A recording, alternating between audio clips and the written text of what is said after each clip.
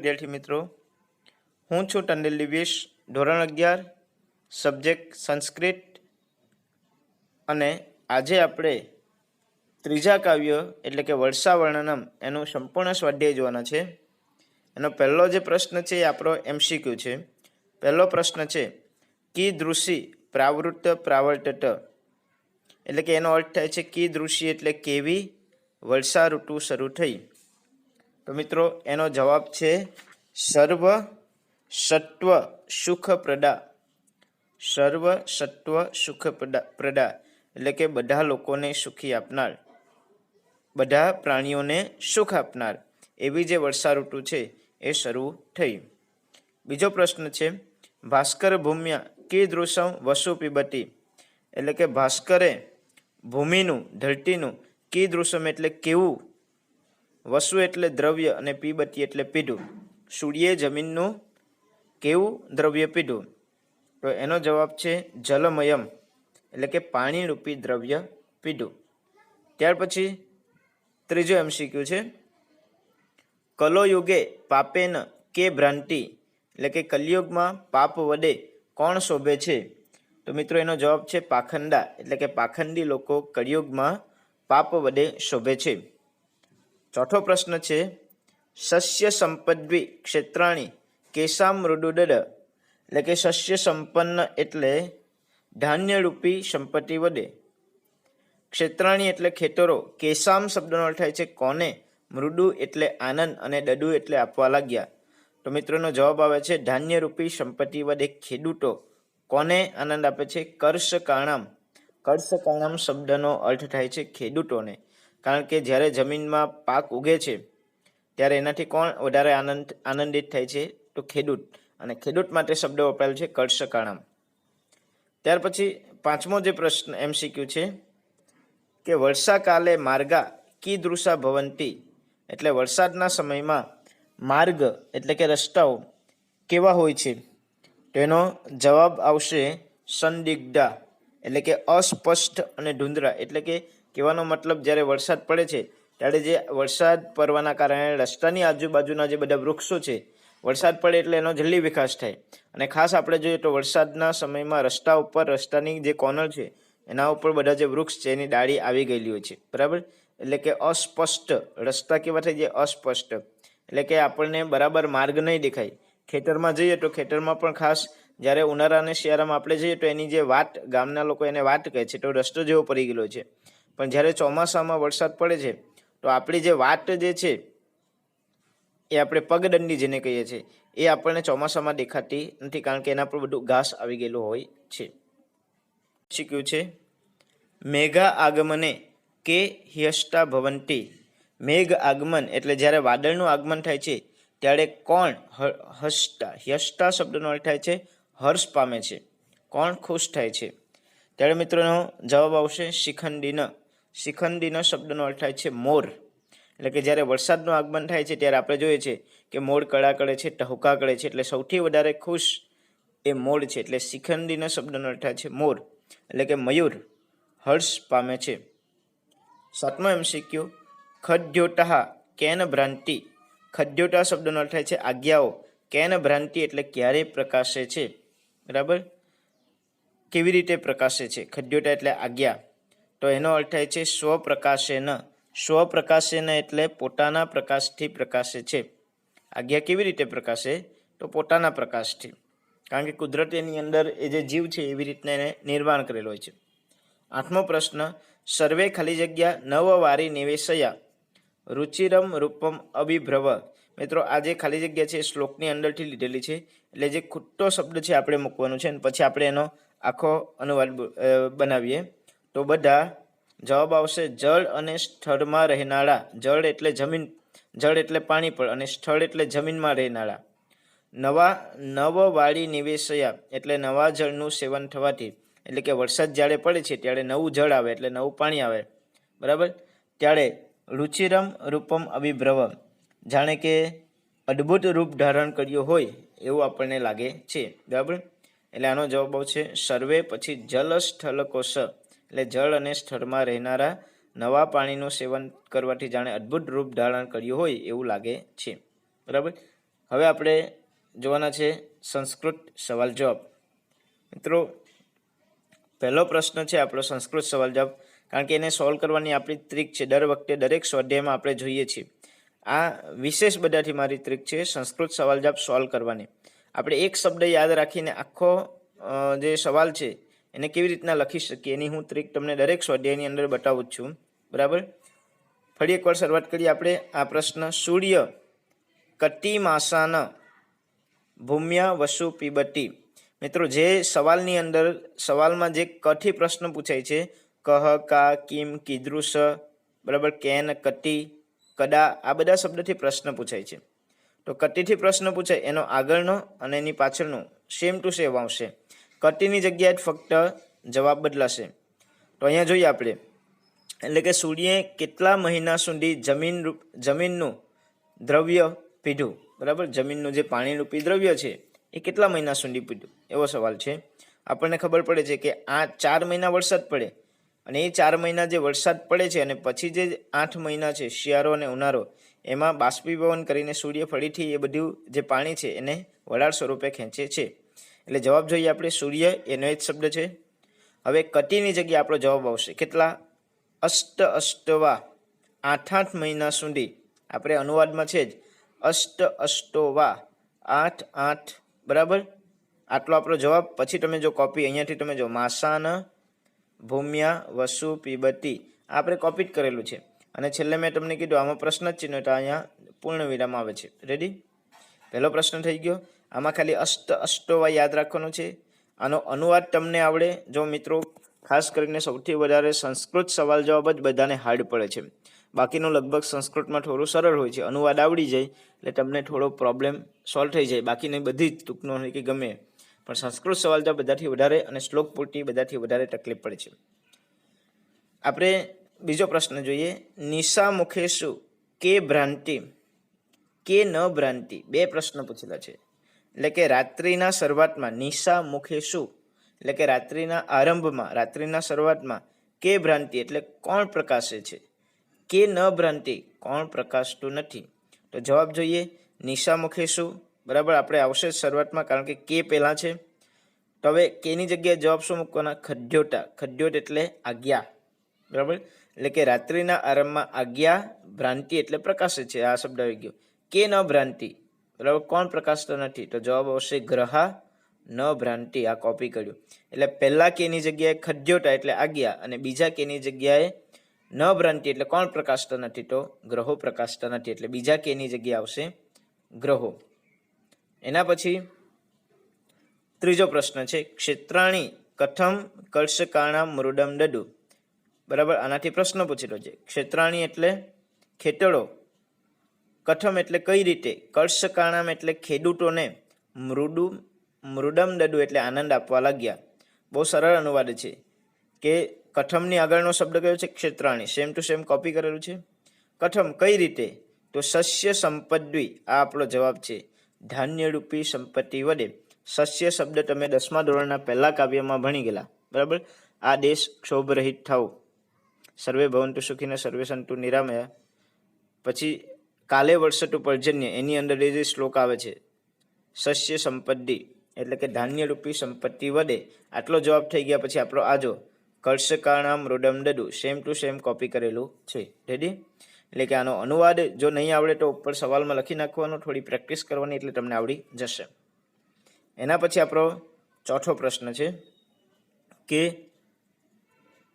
અનઅભ્યસ્યમાનમ શ્રુતય કીદૃશ્ય ભવંતી, એટલે કે અભ્યાસ ન કરવામાં આવેલા શ્રુતય એટલે કે વેદો કીદૃશ્ય ભવંતી કેવા હોય છે. તો જવાબ આવશે, તમે અહીંયા દ્વિજ શબ્દ લીધેલું છે. દ્વિજ કેમ મૂકેલું છે એ પણ રીઝન બતાવને. દ્વિજ શબ્દ નહીં લખે તો પણ ચાલી જશે, કારણ કે આપણે શરૂઆત ક્યાંથી કરવાની છે, અહીંયાથી. અનઅભ્યસ્યમાનમ એટલે કે અભ્યાસ ન કરવામાં આવેલા, તો આ દ્વિજ શબ્દ તમે લખે તો પણ ચાલશે. દ્વિજે એટલે બ્રાહ્મણો વડે, દ્વિજ શબ્દનો અર્થ થાય છે બ્રાહ્મણો વડે. અનઅભ્યસ્યમાનમ એટલે અભ્યાસ ન કરવામાં આવેલા, શ્રુતય એટલે વેદો. આ સેમ ટુ સેમ છે. કીદૃશ્ય ભવંતી, હવે કીદૃશ્યની જગ્યાએ આ આપણો જે જવાબ છે, બરાબર, એ કાલહટા શબ્દ છે. કાલહટ્ટા શબ્દનો અર્થ થાય છે સમય આવ્યે, સમય આવ્યે નાશ પામનારા, ભવંતી એટલે બને છે, બરાબર. એટલે કીદૃશ્યની જગ્યાએ આપણે આ યાદ રાખવાનું છે, કાલહટ્ટા. એટલે કે બ્રાહ્મણો વડે અભ્યાસ ન કરવામાં આવેલા વેદો સમય આવ્યે નાશ પામનારા બને છે.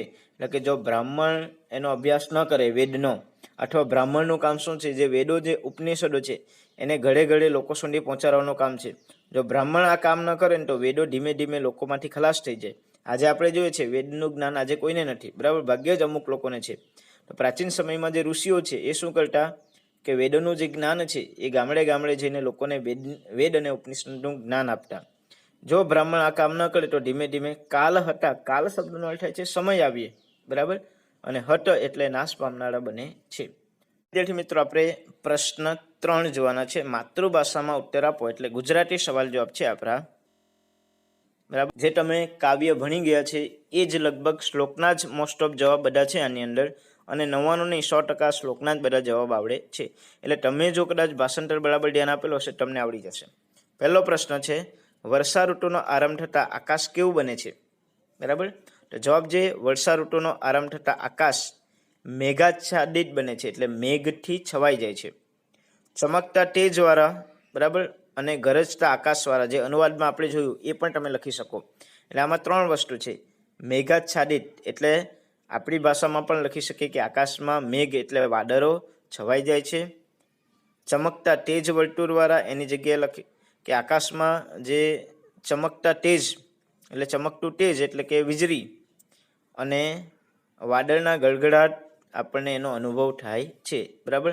આ 3 વસ્તુ છે, ખૂબ જ સરળ છે. આકાશમાં વાદળ છવાઈ જાય છે, વીજળીનો ચમકાર થાય છે અને વાદળનો ગરગરાટ થાય છે. એ પણ આપણે લખી શકીએ, કારણ કે આનો મિનિંગ આ જ થાય છે. રેડી. બીજો પ્રશ્ન છે, આજ્ઞાઓના પ્રકાશને કોની સાથે સરખાવવામાં આવ્યો છે? તો મિત્રો, આજ્ઞાના પ્રકાશને પાખંડી લોકોના પ્રભાવ સાથે સરખાવવામાં આવ્યા છે. કારણ કે આજ્ઞાનો પ્રકાશ અલ્પકાલીન હોય છે, થોડા સમય પૂરતો જ હોય છે, પણ પાખંડી લોકો, જે ખરાબ લોકો છે, એનો પ્રકાશ તો સદૈવ રહે છે. એ હંમેશા પોતાનું કંઈ ને કંઈ પાપ કરતા રહે, એટલે એનો પ્રભાવ વધારે રહે. ત્રીજો સવાલ જોવાનો છે, ધાન્યથી ભરેલા ખેતરો જોઈને કોણ સંતાપ અનુભવે છે, એટલે કોણ દુઃખી થાય છે, બરાબર. તો ધાન્યથી ભરેલા ખેતરો જોઈને ધનવાનો સંતાપ પામે છે. જેની પાસે સંપત્તિ છે એવા લોકો સંતાપ પામે. કેમ? કારણ કે બધું ભાગ્યને આધીન છે. આ વાતને ન જાણનારા અને અનાજનો સંગ્રહ કરનારા ધનવાનોને ખેડૂતના ભાગ્યની ઈર્ષા થાય છે. કારણ કે બધું ધન એ ખેડૂત પાસે આવે છે અને એ ધનવાનો પાસે આવતું નથી, કારણ કે ધનવાનો પાસે એ પૈસાથી ખરીદવા પડે છે એમને. એટલે ખેડૂતના જે ભાગ્ય છે એમની ઈર્ષા એમને થાય છે, એટલા માટે એ લોકો સંતાપ અનુભવે છે. ચોથો પ્રશ્ન છે, વર્ષા ઋતુમાં રસ્તાઓ કેવા બની જાય છે? તેમને વેદ સાથે કેમ સરખાવે છે? રસ્તા કેવા બની જાય છે આ મિત્રો આપણે જોઈ જ ગયા છે, બરાબર. તો વર્ષા ઋતુમાં રસ્તાઓ ધૂંધળા એટલે કે અસ્પષ્ટ. મેં તમને કીધું એમ વધારે વૃક્ષો વધી જાય, ઘાસ વધી જાય એટલે રસ્તા દેખાય નહીં, એટલે અસ્પષ્ટ થઈ જાય. અને ઘાસથી છવાયેલા તથા ખાડા ટેકરાવાળા થઈ જાય છે, કારણ કે વરસાદ પડે એટલે માટી ઢીલી થાય. રસ્તા પણ આપણે જોઈએ છે, જે કોન્ક્રીટના રસ્તા બનાવે એ પણ આપણને ખાડા ટેકરાવાળા જોવા મળે છે, કારણ કે પાણી ભરાવાના કારણે એ ભાગ છે ને પોચો થઈ જાય, અને એના ઉપર વાહન ચાલકે જ્યારે વારંવાર અવર જવર થાય છે ત્યારે એ ખાડા ટેકરાવાળા થાય છે. ઘાસથી ઢંકાઈ ગયેલા રસ્તાઓને અભ્યાસ એટલે કે સ્વાધ્યાયના અભાવે વિસરાઈ ગયેલા વેદો સાથે સરખાવ્યા છે.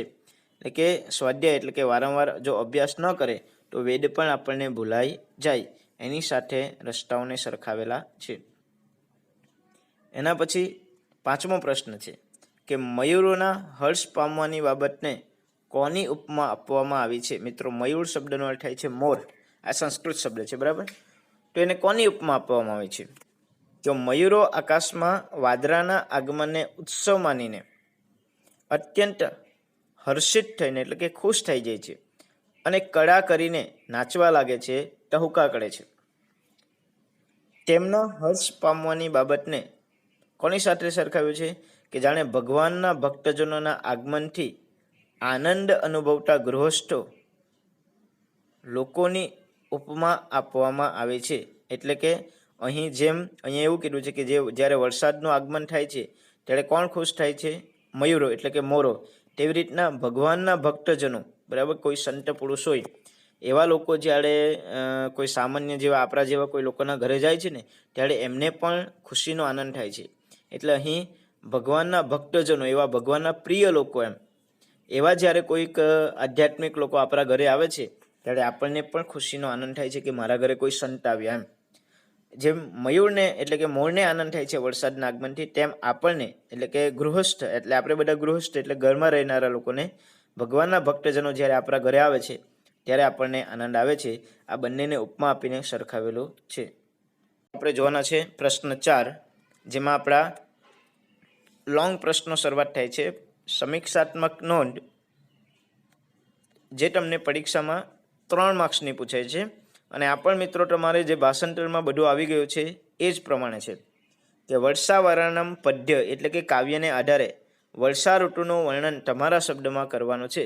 મિત્રો, વર્ષા ઋતુનું વર્ણન આ કોઈ સામાન્ય 6ઠા 7મા ધોરણમાં ભણતા જે વિદ્યાર્થી છે એને વર્ષા ઋતુ ઉપર જે નિબંધ આવે છે લગભગ 80% બધી વાતો એની અંદર આવી જાય છે. એટલે આવા સવાલ કે તમે આમ સામાન્ય 1 થી 2 વખત વાંચશો ને તો બી તમને આવડી જશે. પણ શરૂઆતમાં થોડી જે વાતો લીધેલી છે કે મહર્ષિ વેદવ્યાસના 18 પુરાણમાં ભાગવત પુરાણ શ્રેષ્ઠ છે. તેમાં 10મા સ્કંદના 20મા અધ્યાયમાં આપણે કેમ સંદર્ભમાં આ બધું લખતા હતા, બીજા કાવ્યમાં આપણે જોઈ ગયા, બરાબર, એના જેવું જ છે કે 20મા અધ્યાયમાં વર્ષા અને શરદ ઋતુનું રમણીય વર્ણન પ્રાપ્ત થાય છે. તેમાંથી વર્ષા ઋતુને લગતા આજે 7 શ્લોકો આ આપણા પાઠની અંદર એટલે કે કાવ્યની અંદર લેવામાં આવેલા છે.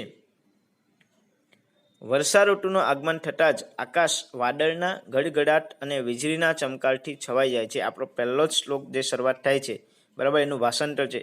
જે અગાઉના સવાલમાં પણ આપણે જોઈ ગયા કે વરસાદનું આગમન થાય ત્યારે શું થાય, તો વાદળમાં આપણને આ કારા કારા વાદળો આકાશમાં છવાય છે, વીજળીનો અનુભવ થાય, વીજળીના ચમકારા પડે, બરાબર, અને વાદળ જે એકબીજા સાથે અથડાય છે એનો જે અવાજ આવે છે જેને ગડગડાટ કહીએ, બરાબર, એ ગડગડાટ આપણને સંભળાય છે. વાદળો જળધારાઓ વરસાવવા માંડે છે, એટલે કે વરસાદ પડે અને જળધારા વરસાવે કહેવામાં આવે છે. વરસાદનું આગમન થતાં ધરતીની સુંદરતા વધી જાય છે, કારણ કે લીલુંછમ ઘાસ ઉગે છે. જે આપણને વર્ષા ઋતુમાં જે આપણે જોઈ શકીએ, જે અનુભવી શકીએ, એ બધી વસ્તુ આમાં લખવાની છે. ધન ધાન્યથી સમૃદ્ધ બનેલા ખેતરો નિહાળીને ખેડૂતો ખુશાલ થાય છે. મિત્રો, એટલા માટે લોકો ચોમાસા પછી થોડા સમય પછી વરસાદ બંધ પડે ત્યારે હિલ સ્ટેશન ઉપર ફરવા માટે જાય અને બાગ બગીચામાં જાય, કારણ કે આપણને બધું ત્યાં ગ્રીનરી દેખાય છે, લીલુંછમ ઘાસ દેખાય છે. જળચર અને સ્થળચર એટલે કે જળ એટલે પાણીમાં રહેનારા એટલે કે માછલી કે કાચબા, એ જે પ્રજાતિ છે એ, અને સ્થળ એટલે જમીન પર રહેનારા આપણે અને બીજા અન્ય પ્રાણીઓ, બરાબર, જે જમીન ઉપર રહે છે, એ એકદમ નવા રૂપમાં આવી જાય છે. એટલે મિત્રો, આપણે જ્યારે વરસાદ પડે ત્યારે દેડકાને આપણે જોઈએ છે દ્રાવ દ્રાવ કરે છે, બરાબર, એટલે કે એકદમ નવા રૂપમાં આવી જાય છે. ચોમેર નવું ઘાસ ઉગી નીકળે. ચોમેર એટલે ચારે બાજુ, જ્યાં આપણે આમ ઘાસ ન જોયું હોય ને એવી જગ્યા પર બી ઘાસ ઉગી નીકળે છે.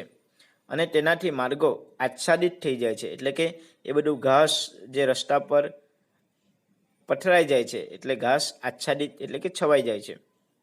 ત્યાર પછી આપણે જોવાના છે કે વર્ષા રાણીનું આગમન મયુરો માટે તો જાણે ઉત્સવ છે. તેઓ કર્ણપ્રિય કેકારવ કરીને પોતાની પ્રસન્નતા પ્રકટ કરે છે. એટલે કે વરસાદનું જ્યારે આગમન થાય છે ત્યારે મયુર એટલે કે મોર એ એમના માટે ઉત્સવ બને છે, બરાબર. આપણે કેમ નવરાત્રિને ગણપતિના ઉત્સવ પર આપણે પોતાનો જે આનંદ વ્યક્ત કરીએ, તેમ જ્યારે વરસાદ પડે છે ત્યારે મોર માટે એમનો ઉત્સવ બને છે અને એ કેકારવ કરે છે એટલે ટહુકા કરે છે અને એ પોતાની જે પ્રસન્નતા છે એ અનુભવે છે. આપણે લગ્નમાં નાચીને, બરાબર, આપણી પ્રસન્નતા અનુભવીએ આપણા પ્રમાણે, તેમ મોર પણ એ ટહુકા કરીને પોતાની પ્રસન્નતા અનુભવે છે. આ કાવ્યમાં ઉપમા અલંકારનો પ્રયોગ સુંદર રીતે થયો છે. મિત્રો, અલંકાર મેં તમને જે સમજાવ્યા, બરાબર, એ 12મા ધોરણની અંદર ઉપમા અલંકાર આવે છે. 3જા પદ્યમાં ઉપમાન તરીકે પસંદ કરાયેલા પદાર્થો અત્યંત આકર્ષક છે. રાત્રિના આરંભે, હવે જે ઉપમેય અને ઉપમાન જે વાપરેલા છે આ બધા શબ્દો, બરાબર, કે રાત્રિના આરંભે અંધકારમાં ચમકતા આજ્ઞાઓને પાખંડી લોકો સાથે, રાત્રિના આરંભમાં અંધકારમાં જે ચમકતા જે આજ્ઞા છે એને પાખંડી લોકો સાથે અને ન દેખાતા ગ્રહોને વેદ સાથે સરખાવવામાં આવ્યા છે, બરાબર. કે અમુક જે મહાન લોકો છે છુપી રીતે કામ કરે છે, તેમ વેદ અને ગ્રહ એનાથી આપણી પૃથ્વી પ્રકાશે છે, નહીં કે આજ્ઞાથી પ્રકાશે. બરાબર, એટલે ગ્રહોને અહીં વેદ સાથે સરખાવવામાં આવેલા છે. કળિયુગમાં પાપનું સામ્રાજ્ય પ્રવર્તે છે. અત્યારે આપણે જોઈએ તો બધે આપણને પાપ વધારે દેખાય છે, એટલે પાખંડીઓનો પ્રભાવ જોવા મળે છે, એટલે ખરાબ લોકો, દુષ્ટ લોકોનો પ્રભાવ વધારે જોવા મળે. અને વેદો સાવ વિસરાઈ ગયા છે, એટલે સાવ આપણાથી ભૂલાઈ ગયા છે. વેદ શું છે, ઉપનિષદ શું છે, એ આપણને કંઈ ખબર પણ નથી. ચોથા પદ્યમાં ખેતરો પોતાની ધાન્ય સમૃદ્ધિથી ખેડૂતોને પ્રસન્ન કરી દે છે.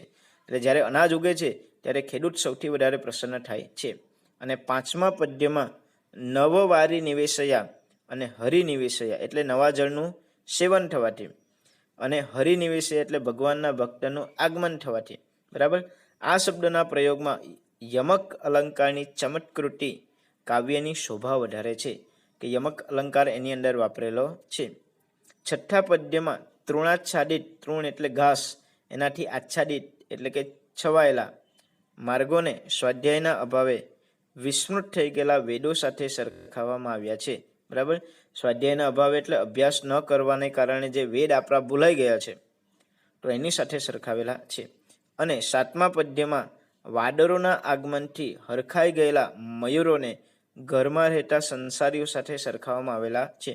મિત્રો, આની અંદર તમે કયા પદ્યમાં શું એ નહીં લખે, પણ આખું જે કાવ્ય જે છે, કાવ્યનો જે અનુવાદ છે, એ તમને જેવી રીતના આવડે, બરાબર, એ પછી આ ત્રીજા પેરેગ્રાફમાં લખવાનું છે.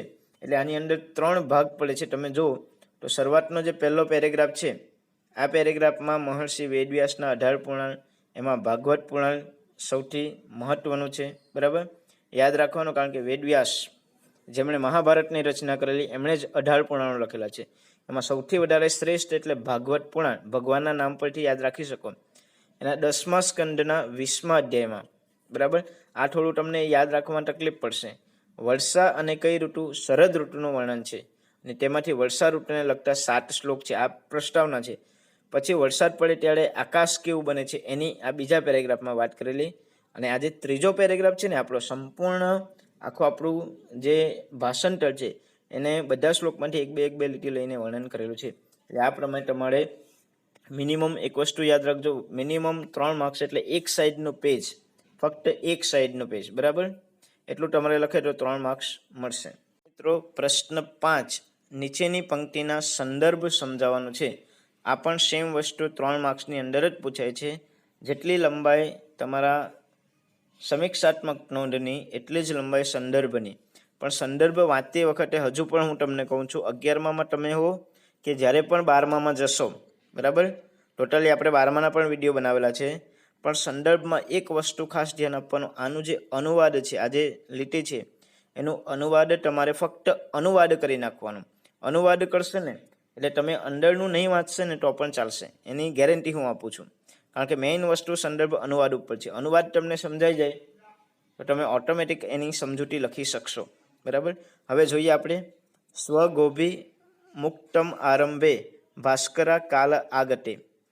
કાલ આગતે એટલે કે સમય આવ્યે ત્યારે, ભાસ્કર એટલે કે સૂર્ય, સ્વગોભી એટલે કે પોતાના કિરણો વડે, મુક્ત આરંભે એટલે કે જળરૂપી દ્રવ્ય છોડવા માંડ્યો. બરાબર, એટલે કે સૂર્ય શું કરે છે, 8 મહિના સુધી બધું પોતાના તરકાથી એટલે કે પોતાના જે કિરણો છે એના બધે પાણી શોષે છે, અને પછી 8 મહિના સુધી શોષે, અને 4 મહિના એટલે કે જે વરસાદ પડે છે 4 મહિના સુધી, એ શું કરે, એણે જે શોષણ કરેલું જે પાણી છે વરાળ રૂપે, એને જ ફરીથી એ છોડવાની શરૂઆત કરે છે.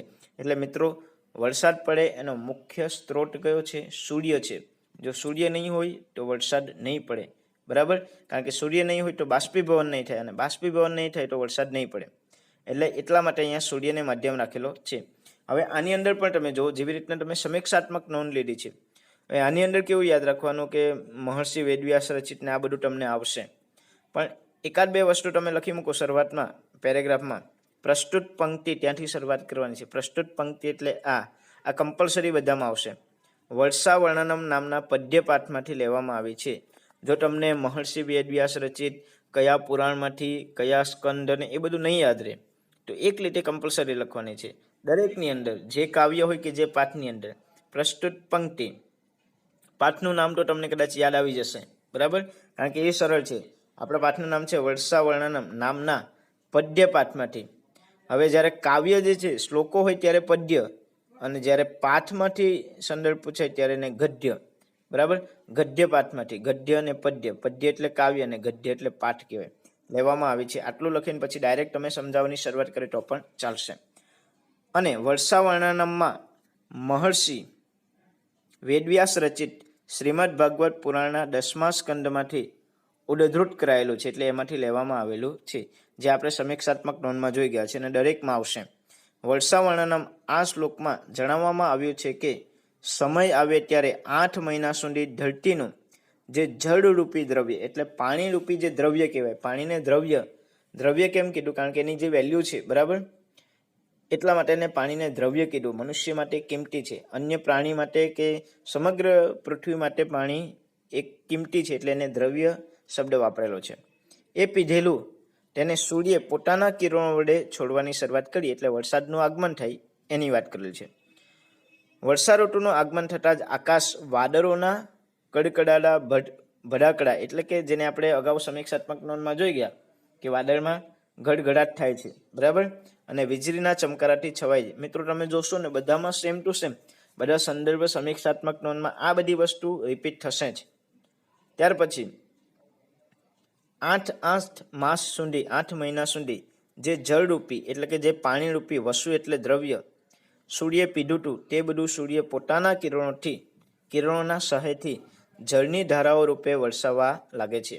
ધરતી અને સૂર્ય વચ્ચે થયેલા આ આદાન પ્રદાનનો ખેલ અદ્ભુત છે, બરાબર. મિત્રો આમાં તમે જો તો આ ધરતી હોય અને આ સૂર્ય હોય. સૂર્ય શું કરે? વરસાદ વરસે છે, બરાબર, તમે સમજો કે વરસાદ વરસે છે. હવે વરસાદ પડ્યા પછી આ જે બધું પાણી છે, આ પાણી એને સૂર્ય શું કરે? 8 મહિના સુધી બાષ્પીભવન કરે, બરાબર. એ બાષ્પીભવન થયેલું પાણી એનું વાદળ બને અને ફરીથી 4 મહિના વરસાદ પડે. એટલે સૂર્ય અને ધરતી વચ્ચેનો આ એક ખેલ કહેવાય, બરાબર. બંને એકબીજાને આદાન પ્રદાન કરે. પહેલા સૂર્ય આપે, ફરીથી સૂર્ય શોષી લે, બરાબર. આપણે બીજો સંદર્ભ જોવાના છે, યથા પાપેન પાખંડા નહીં વેદા કલો યુગે, બરાબર. પહેલા તો મિત્રો એનો અનુવાદ સમજી લઈએ, કારણ કે શ્લોકની અંદર આવી જ ગયો છે. યથા પાપેન પાખંડા નહીં વેદા કલો યુગે. તમે અહીંયા જો કલો યુગે એટલે કળિયુગમાં, યથા એટલે જેમ, પાપેન એટલે પાપ વડે, પાખંડા એટલે પાખંડી લોકો, બરાબર, તેમ નહીં વેદો તો સાવ વિસરાઈ ગયા છે, બરાબર. એટલે કે તેમ અંધકારમાં આજ્ઞા શોભે છે. આ કાઉન્સમાં મૂકેલ છે, લખવાની પણ જરૂર નથી, લખે તો પણ ચાલે, કે કળિયુગમાં જેમ પાપ વડે પાખંડી લોકો શોભે છે તેમ અંધકારમાં આજ્ઞા શોભે છે. વેદોની માફક ગ્રહો શોભતા નથી, એ તમે અનુવાદમાં જોયું છે, બરાબર. તો વેદો તો આપણને સાવ નહીં વેદા એટલે વેદો તો સાવ વિસરાઈ ગયા છે, એટલે કે વિસરાય એટલે ભૂલાઈ ગયા છે. હવે આની જે સ્પષ્ટીકરણ, જેને આપણે સમજૂતી કહીએ છીએ, જે એક લીટી આપણે અનુવાદ જોઈ ગયા એને જ આપણે સમજાવવાનું છે. તો દરેકની અંદર સંદર્ભની અંદર બધામાં કોમન છે કે પ્રસ્તુત પંક્તિ શામાંથી લેવામાં આવેલી. આમાં પણ જોઈએ પ્રસ્તુત પંક્તિ વર્ષા વર્ણનમ નામના પદ્ય પાઠમાંથી લેવામાં આવી છે, આ બધામાં કોમન. ત્યાર પછી આ પણ કે આ વર્ષા વર્ણનમ મહર્ષિ વેદવ્યાસ રચિત શ્રીમદ ભાગવત પુરાણના 10મા સ્કંદમાંથી ઉદ્ધૃત કરાયેલું છે, એટલે તેમાંથી લેવામાં આવેલું છે, બરાબર. આ કોપી થાય છે દરેક સંદર્ભની અંદર. વર્ષા વર્ણનમના આ શ્લોકમાં જણાવવામાં આવ્યું છે કે હવે આ પંક્તિમાં શું જણાવ્યું છે એ લખવાનું છે. હવે અહીંથી છે ને દરેક પંક્તિમાં બદલાય છે અને થોડું રિપીટ થાય છે. રાત્રિના પ્રારંભ કાળે કળિયુગમાં જેમ પાપ વડે પાખંડી લોકો તેમ અંધકારમાં આજ્ઞા શોભે છે. કારણ કે આ જે વસ્તુ છે ને એ ભાષાંતરના આધારે છે. જેવું ભાષાંતર તે પ્રમાણે આપણે સમજાવવાનું છે. નહીં દેખાતા ગ્રહોની માફક વેદો સાવ વિસરાઈ ગયા છે, એટલે સાવ ભૂલાઈ ગયા છે. જેવી રીતના ગ્રહોને આપણે બધા ગ્રહોને જોઈ શકતા નથી, બરાબર, તેમ વેદ પણ ભૂલાઈ ગયા છે.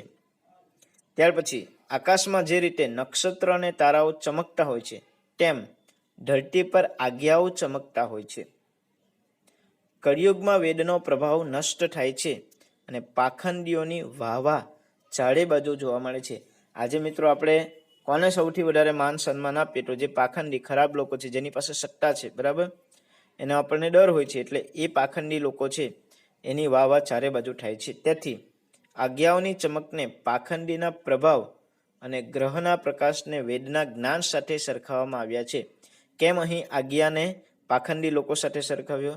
કારણ કે આજ્ઞા એ પોતે સ્વયં પ્રકાશિત છે, બરાબર. એ પ્રકાશ આપે છે પૃથ્વી ઉપર, એટલે મીન્સ એનાથી પૃથ્વી નહીં પ્રકાશે, પણ એના પ્રકાશે છે, એટલે એને પાખંડી લોકો સાથે સરખાવ્યા છે. એ થોડા સમય પૂરતા હોય છે અને આજ્ઞાનો પ્રકાશ બહુ થોડો સમય નાશ પામે છે, થોડા સમય પછી નાશ પામે. તેમ પાખંડી લોકો પણ મિત્રો અમુક સમય પછી નાશ પામે છે. એના માટે 12મા ધોરણમાં બીજા કાવ્યની અંદર એક શ્લોક છે, એનો અનુવાદ તમને કહી દઉં. અધર્મથી અધર્મેણ ધત્તે તાવત તટો ભદ્રાણી પશ્યતિ, બરાબર. સપત્નાત જયતી સમૂલમ તો વિનશ્યતિ, આવો એક શ્લોક છે.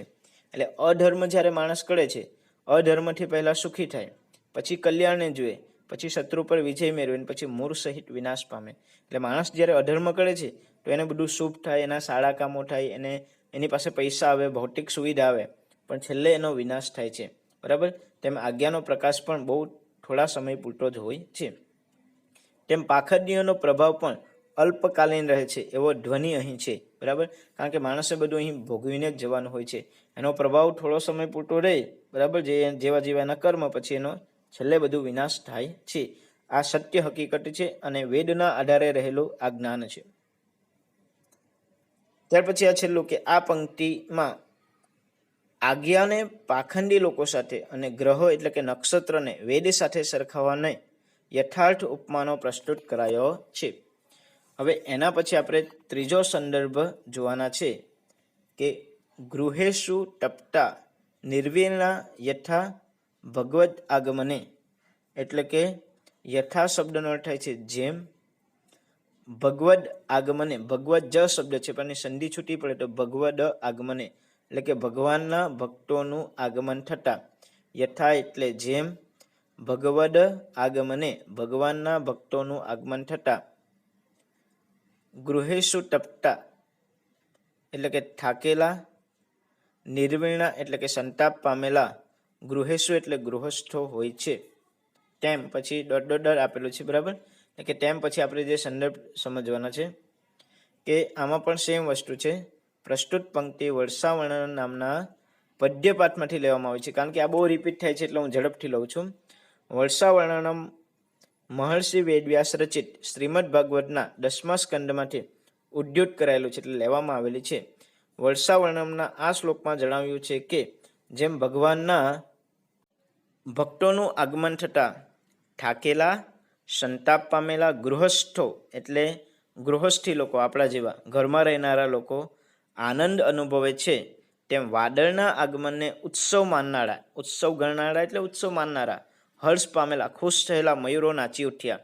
એટલે વરસાદનું આગમન થવાનું હોય છે, વાદળો આકાશમાં દેખાય ત્યારે મોર ટહુકા કરે છે. વર્ષાનું આગમન થતાં મયુરો હર્ષિત થઈને, હર્ષ એટલે ખુશ થઈને નાચવા લાગે છે. તે તેમને માટે ઉત્સવરૂપ બની જાય છે.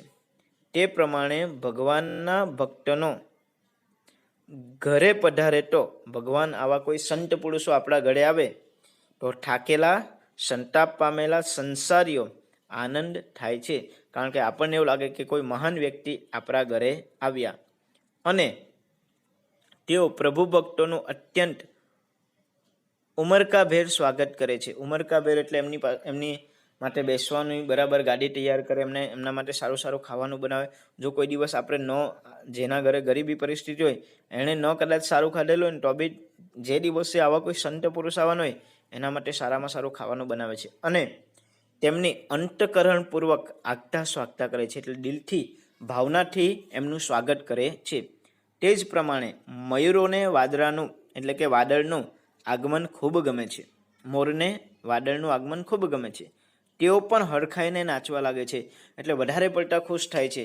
એટલે આ બંને વસ્તુ, મોર અને ભગવાનના જે ગૃહસ્થી લોકો છે, બરાબર, એ બંનેને સરખાવેલા છે. અને વાદળ, મોર માટે વાદળ, અને જે સંસારી લોકો માટે ભગવાનના જે ભક્તજન છે એને સરખાવેલા છે. તેઓ સુંદર કળા કરીને પ્રકૃતિની શોભામાં અભિવૃદ્ધિ કરે છે. મોર જ્યારે કળા કરે છે, ટહુકા કરે છે, એ દરેકને પ્રિય હોય છે, બરાબર. એટલે જે પ્રકૃતિ છે, નેચરલ છે, એની અંદર એ વધારો કરે છે. મયુરોને માટે વાદળાનું આગમન ઉત્સવરૂપ બની જાય છે. તેમ સંસારીને માટે ભક્તજનોની પધામણી એટલે કે એમના ઘરે જે આવે છે એમાં પ્રસન્નતાદાયક બની જાય છે. આ તુલના કેટલી ઉચિત છે. એટલે અહીં મિત્રો તમે જુઓ કે વાદળનું આગમન એ મોર માટે ઉત્સવ બને છે, તેમ કોઈ સંસારી મનુષ્યના ઘરે કોઈ એનો ભગવાનનો માણસ એટલે ભક્તજન કોઈ સંત પુરુષ આવે તો એના માટે પણ પ્રસન્ન બની જાય છે. એના ઉપર આખો સંદર્ભ છે. હવે આપણે ચોથો સંદર્ભ જોવાના છે કે માર્ગા બુભ્રુવુ સંદિગ્ધા તૃણે છન્ના યસંસ્કૃતા. અહીંયા તમે જો માર્ગા એટલે માર્ગો, તૃણે શબ્દ છે, તૃણે છન્ના ઘાસથી આચ્છાદિત થયેલા, યસંસ્કૃતા અસ્પષ્ટ અને ધૂંધળા, અસમતળ ખાડા ટેકરાવાળા, સંદિગ્ધ એટલે કે અસમતળ અને બુભુવ એટલે થઈ જાય છે.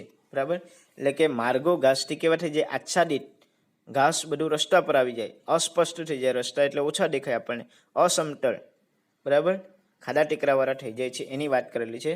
આની અંદર પણ મિત્રો આપણે જોઈએ તો પ્રસ્તુત પંક્તિ શામાંથી લેવામાં આવી એ જ વાત કરી છે. પ્રસ્તુત પંક્તિ વર્ષાવર્ણનમ નામના પદ્યપાઠમાંથી લેવામાં આવી છે. વર્ષાવર્ણનમ મહર્ષિ વેદવ્યાસ રચિત શ્રીમદ ભાગવત પુરાણના 10મા સ્કંદમાંથી ઉદ્યુત કરાયેલું છે. આ બધાની અંદર કોપી છે.